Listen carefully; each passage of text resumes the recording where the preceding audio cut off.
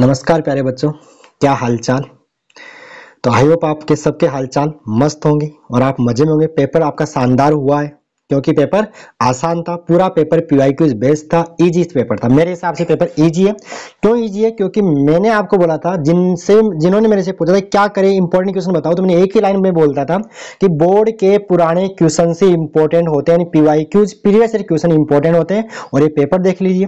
और यही बात मैं जब 2023 का मैंने फिजिक्स का पेपर सोल्व करवाया था 20 मार्च 2023 को, उस दिन ही मैंने आपसे वीडियो देख सकते हो, यही बात बोली थी कि बोर्ड में पीवाईक्यूज आते हैं और जो बच्चे 2024 में आएंगे वो पीवाईक्यूज पूरे करके जाना। ये बात मैंने 20 मार्च 2023 को ही बोल दी थी।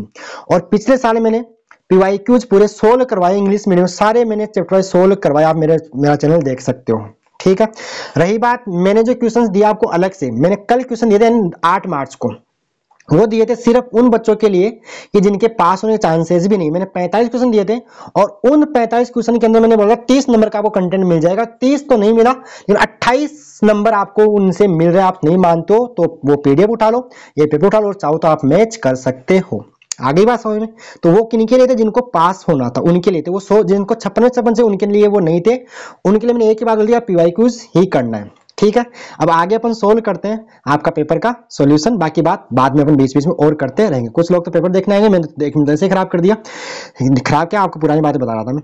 चलिए तो आ जाइए पेपर का सॉल्यूशन। तो अपन शुरू करते हैं ऑब्जेक्टिव से। अपन करेंगे ऑब्जेक्टिव, करेंगे फिल इन द ब्लैंक्स, करेंगे न्यूमेरिकल, करेंगे बाकी थोड़ी डेफिनेशन मैं आपको यहाँ बता दूंगा, डेरिवेशन इसमें करके आना था, ठीक है। तो आ जाओ question number first. Question number first देखिए यहाँ पे क्या बोला है। क्वेश्चन नंबर जो फर्स्ट बोला है कि किसी बिंदु आवेश को केंद्र मानकर खींचे गए 15 सेंटीमीटर त्रिज्या के गोलीय गाउसीय पृष्ठ पर विद्युत फ्लक्स का मान फाई है। यदि इस पृष्ठ की त्रिज्या दुगुनी कर दे तो उस पृष्ठ से गुजरने वाला विद्युत फ्लक्स होगा। तो एक गाउसियन सरफेस है, उसकी त्रिज्या दे रखी है 15 सेंटीमीटर। अगर त्रिज्या वो डबल कर दे तो फ्लक्स में क्या चेंज होगा? तो जो गाउसियन पृष्ठ से जो फ्लक्स होता है वो पृष्ठ के आकार आकृति पर डिपेंड नहीं करता है, शेप और साइज पर डिपेंड नहीं करता। इसका आंसर फाई ही रहेगा। क्या रहेगा? फाई ही रहेगा। क्या बात क्लियर है? अगला क्वेश्चन सीधा आपसे कांस्टेंट की वैल्यू पूछी है। वायु के लिए पराविद्युत सामर्थ्य का मान होता है the value of dielectric strength for air is, तो ये होती है 3 × 10⁶ वोल्ट पर मीटर रहेगी। आगे बात समझ में। अगला क्वेश्चन है प्रतिरोधकता का एसआई मात्रक, सीधी यूनिट पूछी है तो ओम इंटू मीटर होती है। Ohm into the unit of resistivity is ohm into metre. बोलो क्लियर है? मैंने बोला था यूनिट वगैरह भी पूछता है छोटे क्वेश्चन के लिए। यूनिट, डायमेंशन, सीधे फॉर्मूले और फॉर्मूला बेस्ड न्यूमेरिकल वही आपके सामने यहाँ आ भी रहे हैं। अगला क्वेश्चन देखिए, क्वेश्चन 4 बोला है कि आपका व्हीटस्टोन से तो किसमें बैलेंस में संतुलित अवस्था के अंदर है, तो आपको बैलेंस कंडीशन में एस की वैल्यू बतानी। सीधा लगा दो यहाँ पे, ये आपका पी हो गया, ये आपका क्यू हो गया, ये आपका आर हो गया, ये आपका एस हो गया। तो क्या लगाओगे? P by Q. Balance condition में पी बाई क्यू बराबर क्या होता है? R by S. तो पी का मान कितना है? 30, क्यू का मान कितना है? 18, पी का मान कितना है? 30, क्यू का मान कितना है आपका? 18, और आर का मान कितना है आपका? 10। तो यहां से एस, तो यहां से इसको 0 0 कैंसिल करो, 3 6 जा 18 होगा, तो एस का मान कितना आएगा? 6 ओम आएगा। तो इसका आंसर रहेगा 6 ओम। ऑप्शन डी इसका सही रहेगा। बोलो क्लियर है? अगला क्वेश्चन जो यहाँ पे बोला हुआ है क्वेश्चन नंबर 5, एक आपका चार्ज पार्टिकल अगर मैग्नेटिक फील्ड के परपेंडिकुलर मूव करता है तो उसका पाथ कैसा होता है? सर्कुलर होगा, वर्ताकार होगा, वर्ताकार। इसका आंसर होगा सर्कुलर। क्वेश्चन आप पूरा पढ़ लेना, तो आंसर क्या होगा इसका? वर्ताकार रहेगा। बोलो क्लियर है? अगला क्वेश्चन बोला है अन्योन्य प्रेरणा के सिद्धांत पर आधारित उपकरण म्यूचुअल इंडक्शन में कौन वर्क करता है, कौन काम करता है? ट्रांसफॉर्मर। तो इसका आंसर होगा ट्रांसफॉर्मर। बोलो क्लियर? अगला क्वेश्चन है विस्थापन धारा का सूत्र है डिस्प्लेसमेंट करंट का फॉर्मूला, तो epsilon naught d phi by dt, इसका ऑप्शन सी से रहेगा, epsilon naught d phi by dt रहेगा। बोलो क्लियर?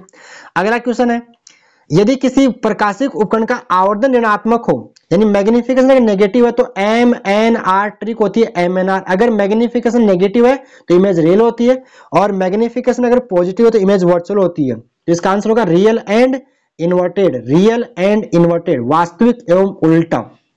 अगला क्वेश्चन फॉर्मूला पूछा है, सीधा फॉर्मूला है यदि आपका जो कंपाउंड माइक्रोस्कोप है, संयुक्त सूक्ष्मदर्शी का जो ऑब्जेक्टिव है उसकी जो पावर है मैग्नीफाइंग पावर, वो तो क्या है? m0 है, और जो आईपीस उसकी ME है। तो जो टोटल क्या होगी? तो टोटल होती है दोनों का मल्टीप्लीकेशन, m0 इंटू ME रहेगा। m0 इंटू ME इसका आंसर रहेगा। देखो ये मैंने लिख भी रखा है यहाँ पे -v0/u0, ये आपकी होती है अभिदर्शक की, और ये होती है अभिनेत्र, तो दोनों मल्टीप्लाई कर देता है, ठीक है। अगला क्वेश्चन, सूर्य से प्राप्त प्रकाश, the natural light from the sun, तो ये होता है अद्रुत अनपोलराइज्ड लाइट होती है। उसके बाद सीधा क्वेश्चन, सीधा फॉर्मूला बेस, ये बोर्ड एग्जाम 2021 का रिपीटेड डेटा चेंज करके सीधा सा न्यूमेरिकल, किसी धातु से उत्सर्जित प्रकाशिक इलेक्ट्रॉनों की आपको देखिए अधिकतम गतिज ऊर्जा यानी मैक्सिमम काइनेटिक एनर्जी देके आपसे स्टॉपिंग पोटेंशियल निरोधी वेव आपसे पूछ रहा है, तो सीधा फॉर्मूला होता है के मैक्स इज इक्वल टू होता है ई वी नोट, जहां वी नोट है स्टॉपिंग पोटेंशियल, इसकी वैल्यू आपको दे रखी है 1.8 इलेक्ट्रॉन वोल्ट, तो ई से ही कट जाएगा, तो वी नोट आपको मिलेगा 1.8 वोल्ट, इसका आंसर होगा 1.8 वोल्ट, ऑप्शन सी इसका सही रहेगा। आगे सीधा मोमेंटम ऑफ फोटोन, फोटोन का संवेग तो h बाई लेमडा, क्या रहेगा h बाई लेमडा रहेगा, सीधा फॉर्मूला पूछ लिया, बोलिए बोर्ड एग्जाम 2021 का ये ऑब्जेक्टिव है, सीधा रिपीट हुआ है बस। अगला क्वेश्चन, संगत प्राचल स्कैटरिंग, जो आपका जो इंपैक्ट पैरामीटर का मान मैक्सिमम अधिकतम मैक्सिमम होने के लिए जो स्कैटरिंग एंगल होगा वो कितना होगा आपका, तो वो होता है 0 होगा, कितना होगा इसका आंसर होगा 0, कितना होगा 0, न्यूनतम के लिए 180 डिग्री होता है, तो यहाँ पे 0 इसका आंसर रहेगा। अगला क्वेश्चन नंबर 14, एक सिंपल सा न्यूमेरिकल बोला है, हाइड्रोजन परमाणु की किसी इलेक्ट्रॉन की पहली उत्तेजित अवस्था में आवश्यक उत्तेजन ऊर्जा होगी, तो ये इसमें देखो पहली इसकी जो ऊर्जा होती है इसमें, वो इसका आंसर रहेगा पहली उत्तेजन ऊर्जा की आवश्यक उत्तेजन ऊर्जा का मान, तो इलेक्ट्रॉन को बाहर निकालने ऊर्जा चाहिए, तो मुझे इसका आंसर रहेगा ये नहीं रहेगा इसका आंसर रहेगा कि पहली कक्षा में ऊर्जा होती है, दूसरी मतलब पहली उत्तेजन अवस्था मतलब पहली उत्तेजन अवस्था का मतलब है n बराबर 2, और दूसरी कक्षा में जो ऊर्जा होती है वो -3.4 होती है इलेक्ट्रॉन वोल्ट की। अब इसको आप बाहर से -3.4 ऊर्जा दोगे तब ये बाहर निकल पाएगा, तो इसका आंसर जो रहेगा वो करेक्ट आंसर इसका रहेगा 3.4 इलेक्ट्रॉन वोल्ट रहेगा, ये नहीं रहेगा इसका, ये मेरे से भी गलत हो गया था पहली बार में, 3 मैंने पूरा क्वेश्चन नहीं पढ़ा, 3.4 इलेक्ट्रॉन वोल्ट इसका आंसर क्या रहेगा, 3.4 इलेक्ट्रॉन वोल्ट इसका आंसर रहेगा। क्या बात क्लियर, प्लस 3.4 इलेक्ट्रॉन अनंत पे पहुंचाना उसको, कैसे E इंफिनिटी माइनस E2 होगा, तो इंफिनिटी 0 होगी तो माइनस 3.4 इसका आंसर होगा, 3.4 इलेक्ट्रॉन वोल्ट इसका आंसर रहेगा, बोलो क्लियर है। उसके बाद दो atoms which have the same atomic number but difference mass number, जिनका एटॉमिक नंबर सेम हो और मास नंबर जैसे 1h1 1h2 1h3, तो ये होते हैं आपके आइसोटोप्स होंगे, समस्थानिक कहलाते हैं, क्या कहलाते हैं आइसोटोप समस्थानिक कहलाएंगे। उसके बाद क्वेश्चन नंबर 16, अकार्बनिक अर्धचालक का उदाहरण है, एग्जांपल ऑफ इनऑर्गेनिक सेमीकंडक्टर बच्चों रहेगा CDS कैडमियम सल्फाइड रहेगा, बाकी एंथ्रासीन है ये कार्बनिक है, ये आपका पॉलीमर है, और ये आपका जो स्नेज होता है आपका जो प्योर सेमी, ये आपका एलिमेंटल सेमीकंडक्टर होता है, तो इसका आंसर क्या रहेगा ऑप्शन डी इसका सही रहेगा, CDS कैडमियम सल्फाइड इसका आंसर रहेगा।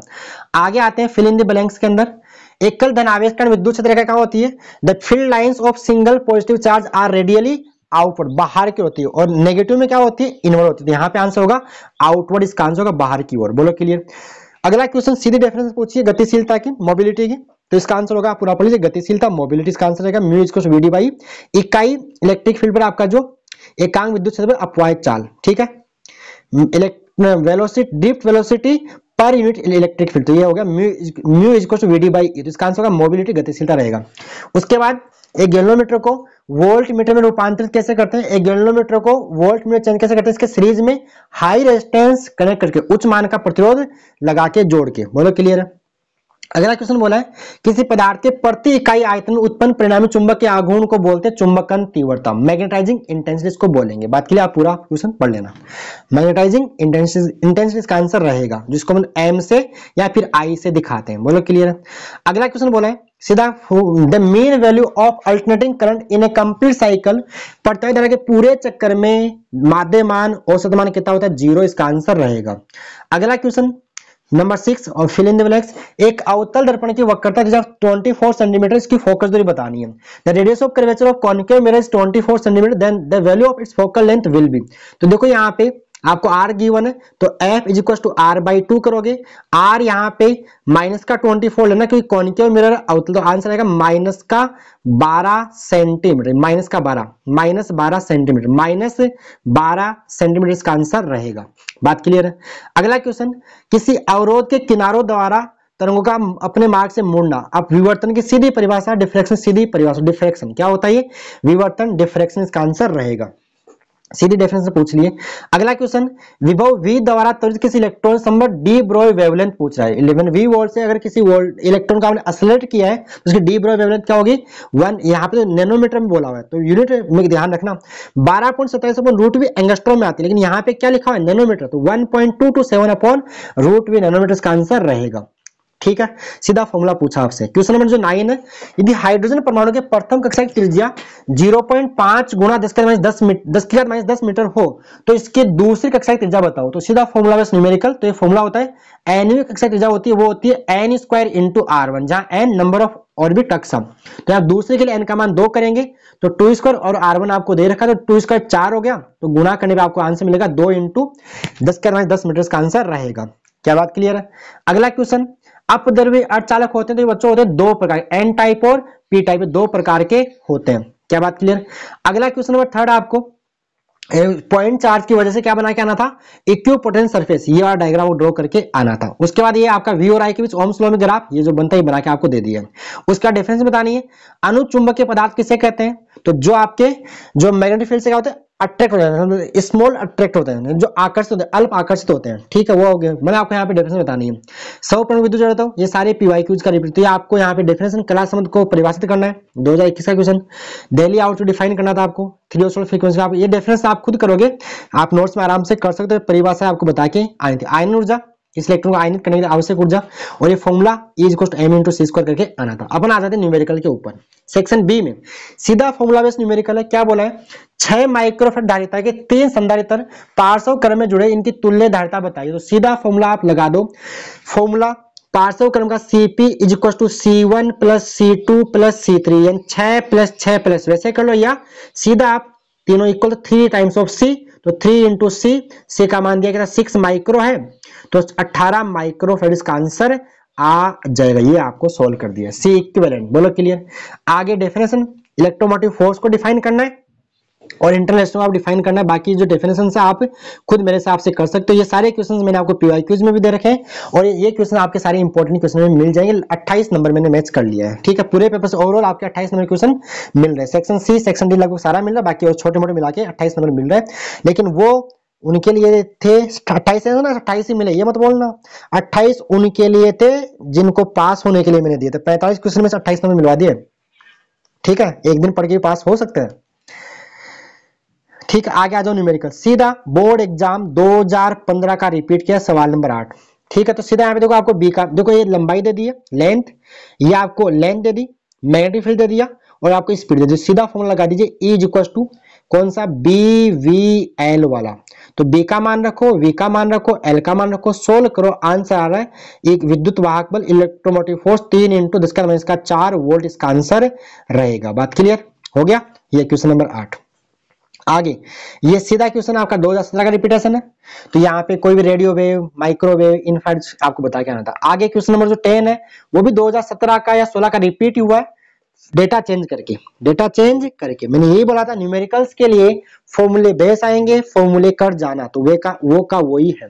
तो यहाँ पे आपको एक जो टेलीस्कोप है उसकी मैग्नीफिकेशन पावर m की वैल्यू गिवन है और लेंथ गिवन है 100 सेंटीमीटर। फॉर्मूला क्या होता है? देखो m का F0/F होगा, इसकी वैल्यू आपको n 9 दे दी, तो F0 का मान ऐसे 9 × F हो जाएगा। 9 × F0 बराबर क्या हो गया? 9 × F हो गया। अब यहाँ पे जो लेंथ होती है वो F0 + F होती है, तो ये आपको 100 दिया है। F0 को मैंने लिखा 9Fe, 9Fe + Fe आपका 100 हो गया। तो F यहाँ पे focal length of eyepiece lens, अभिनेत्र की फोकस दूरी कितनी आ जाएगी? 10 सेंटीमीटर आ गई है। कितनी आ गई है? 10 सेंटीमीटर। फिर F0 focal length of objective, अभिदर्शक की फोकस दूरी कितनी रहेगी आपकी? 90 सेंटीमीटर रहेगी। बात क्लियर हो गया? न्यूमेरिकल। अगला क्वेश्चन आपका, ये आपका सीधा इंपॉर्टेंट में भी है, पीवाई जो मैंने दिए थे उसमें भी आपको स्नेल्स लॉ को प्रूव करके आना था। sin I / sin r = n2/n1 या n2/1 आपको प्रूव करके आना था। आगे डेफिनेशन आपको किसको आपको इंटरफेरेंस को और पोलराइजेशन को डिफाइन करना है। ठीक है, डिफरेंस आप खुद कर लिए होगे। तो अगला क्वेश्चन सीधा रिपीट है 2014 का, लेकिन वहां पे न्यू देके, पी देके, ई पूछी थी, ऊर्जा पूछी थी। यहाँ पे नंबर ऑफ फोटोन दे दिया, एन देके पावर देके आपसे फोटोन की पर सेकंड, प्रत्येक फोटोन की ऊर्जा आपसे पूछ रहा है। तो यहाँ पे फॉर्मूला लगा दीजिए। आपको क्या गिवन है, पावर शक्ति पी का मान दिया 20 वाट, फोटोन पर सेकंड दे रखे हैं, एन का मान 5 गुणा 10 की घात 9। तो फॉर्मूला लगा दो पी बराबर एन ई से ए बराबर पी बाई एन करोगे। पी का मान 20 रखा, एन का मान रखा, सोल्व करने में आंसर आएगा 5 चौका 20, 4 गुणा 10 की घात -9 जूल ऊर्जा है। तो 4 गुणा 10 का इसका 9 जूल इसका आंसर रहेगा। बात क्लियर है। इलेक्ट्रॉन वोल्ट में चेंज करना हो तो आप इसमें क्या करना, 4 गुणा इसका माइनस का 1.6 गुणा जिसका 19 का भाग लगाना, आपको आंसर इलेक्ट्रॉन वोल्ट में भी मिल जाएगा। ठीक है, मैंने जूल में लिख के दिया है। हो गया। आगे जो क्वेश्चन है यहाँ पे डेरिवेशन आपको ये जो E = KP by R Q मैंने रोज बोला था करके जाइएगा, ये डेरिवेशन पूछा है। यहाँ पे पूछा है E = सिग्मा/2 एप्सिलॉन नॉट करके आना था डेरिवेशन। ठीक है। अगला क्वेश्चन आपको बायोसावर्ट से जो आपका ये 17 B = ये सारे क्वेश्चन आपको 45 क्वेश्चन जो मैंने दिए उनमें मिल जाएंगे, चाहे आप देख लीजिए। μ0 NI r² r² plus x² की पावर 3/2 वाला डेरिवेशन आपके करके आना था। ये भी क्वेश्चन आपके उनमें भी है इंपॉर्टेंट 45 के अंदर जो मैंने 8 मार्च को क्वेश्चन दिए थे यानी कल। ठीक है। अगला जो और में दे रखा है यहाँ आपको दो समांतर धारा जो आपको फोर्स पर यूनिट लेंथ वाला जो formula F/L = μ0 I1 I2 upon 2 पाई d वाला डेरिवेशन करके आना था। उसके बाद ऊर्जा बैंड के आधार पर आपको ये डिफाइन करके आना था। यहाँ पे डायग्राम बना के आना था। कौन सा वाला डायग्राम बना के आना था, ये वाला 18 का सेकंड। आपको ये नीचे वैलेंस बैंड रहेगा, ऊपर कंडक्शन बैंड रहेगा, और जो डोनर एनर्जी लेवल वो आपका यहाँ डैश डैश यहाँ पे डोनर एनर्जी लेवल जो आएगा, ये जो गैप होता है वो 0.01 इलेक्ट्रॉन वोल्ट का रहता है, ये वाला गैप। उसके बाद आपका फुल वेव रेक्टिफायर पूछ लिया है। डायग्राम देखिए, ऐसे को ऐसे करा तो आपका होता है फुल वेव रेक्टिफायर पूर्ण तंगनिष्ठकारी को आपको यहाँ पे डायग्राम और उसकी कार्यविधि आपको बता के आनी थी, और साथ में ये जो कार्यविधि आपको बता के आनी थी, इसका नाम बताना था और कार्यविधि बता के आनी थी, और उसके साथ में आपको डायग्राम ये बना के, ये तो आप ऐसे बना के दे दिया वैसे तो। ठीक है, तो डायग्राम इसका नाम तो ये आपका फुल वेव रेक्टिफायर हो गया, और कार्यविधि आपकी को इसकी लिख के आनी थी। क्लियर है। आगे क्वेश्चन नंबर जो ये आपको प्रूव करना था कौन सा, IM उसके वर्ग माध्य मूल का √2 गुना होता है। तो ये आपको यहाँ पे प्रूव क्या करना था, आपका IM जो होता है भाई IRMS I तो IM होता है √2 इंटू में IRMS। आपको ये बात यहाँ ड्राइव करके आनी थी। बिल्कुल सिंपल सा क्वेश्चन। ठीक है। आगे जो न्यूमेरिकल है फॉर्मूला बेस, आपको I की वैल्यू दे रखी है, V की वैल्यू दे रखी है, और क्या पूछ रहा है, पावर पूछ रहा है। तो देखो यहाँ पे एवरेज पावर पूछ रहा है, औसत शक्ति पूछ रहा है, एवरेज पावर। तो फॉर्मूला क्या होता है, VRMS IRMS cos फाई रहेगा। तो VRMS नहीं दिया है तो इसको VM/√2 लिख दो, IRMS को IM/√2 लिख दो, cos फाई ये होगा phi, phase difference between voltage and current. कालांतर कितना दे रखा है आपको, π/3 दे रखा है। तो Vm कितना हो गया, देखो ये तो V का अधिकतम मान हो गया 200 वोल्ट, ये हो गया I का अधिकतम मान 4 एम्पियर। रखो यहाँ पे 200 cos फाई π/3, तो रख के सोल्व करेंगे तो cos π/3 cos 60 1/2 रहेगा, √2 2 2 2 4 से 4 करे 200 वोट इसका आंसर, 200 वाट इसका आंसर आएगा। क्या बात क्लियर है। अगला क्वेश्चन जो आपको यहाँ पे जो आपका इंडक्टिव सर्किट है उसमें आपको एवरेज पावर 0 होती है प्रूव करके आनी थी, ये आपको प्रूव करके आना था, एवरेज पावर 0 प्रूव करके आनी थी। सीधा सा क्वेश्चन, मैंने आपको एवरेज पावर बताया लेकिन इन्होंने ये एवरेज पावर आपका आ गया है। ठीक है। इंडक्टिव के लिए फाई का मान क्या हो जाएगा 90 तो आपका 0 आ जाएगा। पूरा डेरिवेशन करने के बाद आपको इसमें 0 कर देना था, जो आपको मैंने, ये भी इंपॉर्टेंट में है, आप चाहे तो देख लीजिए, नहीं है तो नहीं है तो देख लीजिएगा। है एवरेज पावर बोलिए तो एवरेज पावर ही पूछा, लेकिन वहां पे जो प्योर इंडक्टिव सर्किट है उसमें फाई की वैल्यू π/2 होगी तो आपका वो 0 हो जाएगा। उसके बाद सीधा इंपेडेंस पूछ रहा है। मैंने बोला था LCR में R देके XL XC देके सीधा PYQ का रिपीट न्यूमेरिकल केवल डेटा चेंज किया है, तो ये फॉर्मूला होता है R²। इंपेडेंस क्या होती है, Z बराबर वर्गमूल के अंदर R² plus XL minus XC का होल स्क्वायर। आपको XL का मान दिया है, XC का मान दोनों बराबर, तो ये दोनों यहाँ पे कट के 0 हो जाएंगे। तो 24 का वर्गमूल, इस 24 स्क्वायर का स्क्वायर रूट तो आएगा 24, यहाँ पे 24 तो जरा हो जाए 24 ओम इसका आंसर रहेगा। बोलो क्लियर। आगे से डेरिवेशन है, आपको क्या करना है, टोटल इंटरनल रिफ्लेक्शन पूर्ण आंतरिक प्रावधान को परिभाषित करना था, और साथ में आपको जो गोल है फर्स्ट पर जो स्फेरिकल सरफेस पे जो रिफ्लेक्शन का जो फॉर्मूला होता है कौन से, ये वाला N2/V minus N1/U is equal to N2 minus N1/R को ड्राइव करके आना था। आगे लेंस मेकर्स फॉर्मूला, सीधा फॉर्मूला आपसे ड्राइव करना था और यहाँ साथ में लेटरल डिस्प्लेसमेंट को आपको डिफाइन करके आना था। ये था आपके सॉल्यूशन पेपर 2000 फिजिक्स के 2024 का राजस्थान बोर्ड का फिजिक्स का सॉल्यूशन। पेपर बिल्कुल आसान था, पुराने पीवाई कुछ रिपीट हो रखे हैं, तो आगे जो बच्चे 2025 में आ रहे हैं बच्चों, चैप्टर जैसे आपके स्कूल में पूरे होते हैं वैसे वैसे हर चैप्टर के क्वेश्चंस लगा दिया करो, यही बोर्ड का पैटर्न रहता है। क्या बात क्लियर है? तो अब आपको कमेंट करना है आपके 56 में से कितने नंबर आ रहे हैं और मेरे से आपको फायदा मिला है कि नहीं मिला, रियल में सही सही बताओगे। और मैंने एक ही बात बोली, पीवाईक्यूज करके जाओगे तो आपको भला हो जाएगा। और मैंने हिंदी मीडियम के लिए तो अलग से छोटे question, objective, fill in the blank सारे लिख के दिए थे, सारे पेपर। ऑब्जेक्टिव कुछ अलग ऊपर नीचे हो गया, बाकी सारे क्वेश्चन मैच हो रहे हैं, आप नहीं मानते हो देख लीजिए। ठीक है, क्लियर है? तो ये था आपका पेपर का सोल्यूशन। और आपको वीडियो अच्छा लगे तो अब मैं आपको बोल रहा हूँ, मैं अच्छा कंटेंट देता हूँ बोर्ड के लिए, तो जो आपके जूनियर्स आ रहे हैं उनको, उनके साथ भी चैनल को आप शेयर कीजिएगा। और चैनल को अब तो सब्सक्राइब कर ही जाओ जाते अब तो, क्या आप तो कर दीजिए और जूनियर्स के साथ शेयर कीजिए। इतना अच्छा कंटेंट देने के बाद भी देख लीजिए आप, चाहे 22 का देखो चाहे 23 का देखो चाहे 24 का देख लिया, और आगे भी अच्छा ही होगा। ठीक है, तो नंबर नीचे कमेंट करने, 56 में 56 कितना 56 में 56 जो भी आपके नंबर आए नीचे कमेंट सेक्शन में आप बताओगे। ठीक है, ओके प्यारे बच्चों, धन्यवाद।